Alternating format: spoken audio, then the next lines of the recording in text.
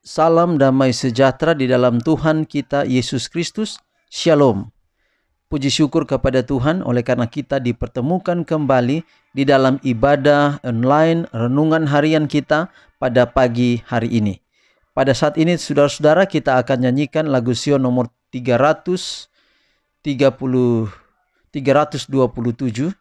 Lagu Sion nomor 327, Tabur Waktu Pagi. Lagu Sion nomor 327, Tabur Waktu Pagi.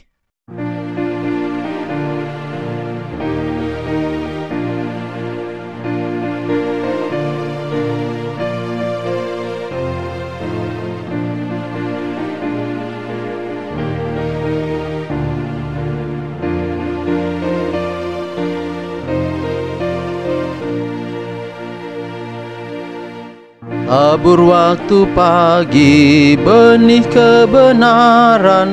Tabur waktu siang dan waktu petang. Menanti datangnya waktu penuaian. Kita bawa berkas dengan hati senang. Bawa berkasnya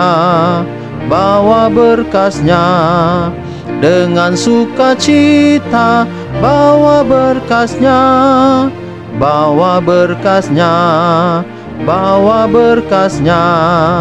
kita bawa berkas dengan hati senang.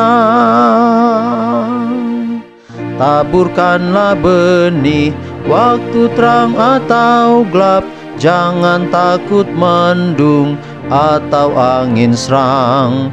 Kerja dan usaha akan berakhir kelak. Kita bawa berkas dengan hati senang. Bawa berkasnya dengan sukacita. Bawa berkasnya,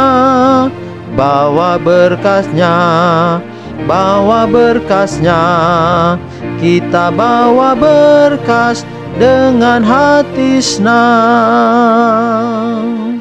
Tabur dengan tangis, tabur untuk Tuhan. Meski susah karena setan menentang.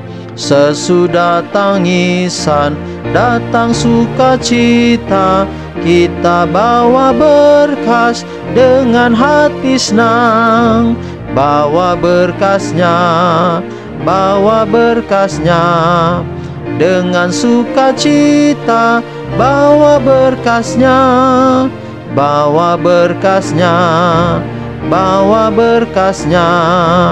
kita bawa berkas dengan hati senang. Mari kita berdoa. Ya Tuhan Allah Bapa kami dalam sorga, terima kasih untuk waktu yang indah di pagi hari ini untuk mendengarkan pekabaran firman Tuhan. Biarlah Tuhan, Roh Kudus-Mu akan mengilhami kami, agar pekabaran firman Tuhan boleh menjadi berkat dalam kehidupan kami. Inilah doa kami Bapa, terpuji nama Tuhan, dalam nama Yesus kami berdoa. Amin. Judul renungan kita pada hari ini yaitu Misi Jemaat. Misi Jemaat. Lukas 19 ayat 10. Sebab anak manusia datang untuk mencari dan menyelamatkan yang hilang. Sekali lagi, sebab anak manusia datang untuk mencari dan menyelamatkan yang hilang. Lukas 19 ayat 10. Misi jemaat Kristus ialah menyelamatkan orang berdosa yang sedang binasa. Adalah untuk memperkenalkan kasih Allah kepada manusia dan memenangkan manusia kepada Kristus oleh kemujaraban kasih itu. Kebenaran pada zaman ini haruslah diberitakan ke seluruh sudut-sudut gelap dunia ini. Dan pekerjaan ini harus dimulai dari rumah. Pengikut Kristus janganlah menghidupkan kehidupan yang mementingkan diri sendiri. Tetapi diilhami oleh Roh Kristus, mereka haruslah bekerja selaras dengan Kristus. Ada penyebab untuk sikap dingin dan ketidakpercayaan ini. Cinta dunia dan kepedulian hidup memisahkan jiwa dari Tuhan. Air kehidupan harus ada dalam kita dan mengalir keluar dari kita, bermunculan menjadi hidup yang kekal. Kita harus mencari tahu apa yang sedang Tuhan kerjakan. Jika orang Kristen menikmati cahaya kehidupan, mereka harus meningkatkan upaya mereka untuk membawa orang lain ke pengetahuan tentang kebenaran.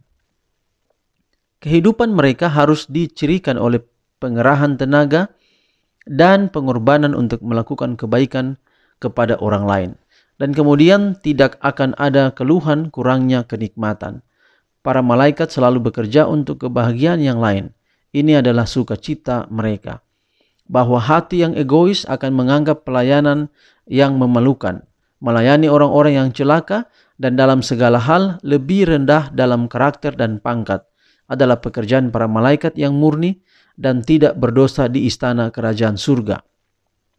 Roh kasih yang rela berkorban dari Kristus adalah roh yang melingkupi surga dan merupakan pokok dari kebahagiaan.